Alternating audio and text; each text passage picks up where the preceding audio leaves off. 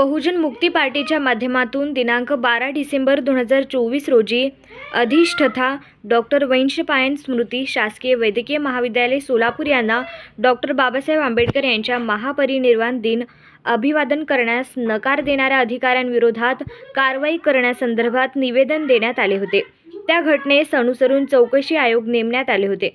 त्या चौकशी अहवालाने संबंधित अधिकाऱ्यांना दोषी सिद्ध केले असून त्या दोषी अधिकारी व डीन यांच्यावर ॲट्रॉसिटी अंतर्गत कारवाई करण्यात यावी याकरिता बहुजन मुक्ती पार्टीच्या माध्यमातून 16 डिसेंबर 2024 रोजी अधिष्ठाता डॉक्टर वैशंपायन स्मृती शासकीय वैद्यकीय महाविद्यालय सोलापूर यांच्या कार्यालयासमोर बेमुदत अमरण उपोषण सुरू करण्यात आले आहे।